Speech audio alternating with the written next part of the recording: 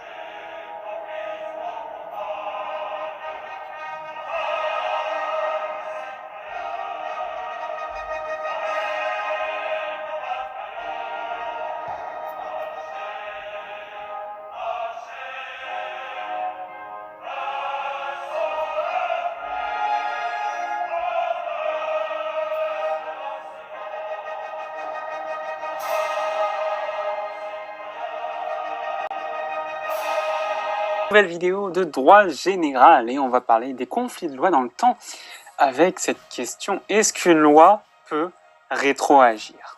Alors il faut tout d'abord rappeler qu'un acte juridique ou un fait juridique s'inscrit nécessairement dans le temps.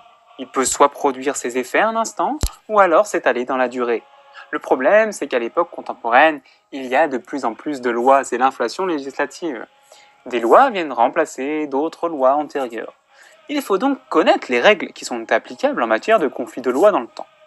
Et il y a deux questions essentielles sur ce sujet-là: jusqu'à quand survit la loi ancienne et à partir de quand la loi nouvelle s'applique-t-elle? Donc on a un conflit de loi dans le temps, on a une loi ancienne et on a une loi nouvelle. Et parfois ces questions de l'application de la loi dans le temps est directement résolue par la loi nouvelle, car cette loi nouvelle va inclure dans son texte ce qu'on appelle des dispositions transitoires. Ces dispositions transitoires, ce sont des articles d'une loi qui vont dire que l'ancienne loi est applicable jusqu'à telle date et que la nouvelle loi est applicable à partir de telle date. Mais le problème, c'est que très souvent, il n'y a pas de dispositions transitoires. Et donc, par conséquent, il faut se référer à l'article 2 du Code civil qui nous donne un élément de réponse. La loi ne dispose que pour l'avenir, elle n'a point d'effet rétroactif. Donc, selon cet article 2 du Code civil, c'est un principe de non-rétroactivité des lois. La loi n'a pas d'effet rétroactif, elle ne dispose que pour l'avenir. Pourquoi on a érigé un tel principe? Eh bien, ce principe s'est fondé sur la sécurité des individus. En effet, cette sécurité des individus serait mise en danger si des actes qui ont été passés conformément à une loi pouvaient être critiqués avec une loi postérieure. Comment donc, dans cette situation-là, comment exiger d'un citoyen qu'il obéisse à une loi qu'il ne connaissait pas encore? Le principe est également fondé plus généralement sur l'intérêt général. La loi perdrait alors toute crédibilité si les lois étaient rétroactives.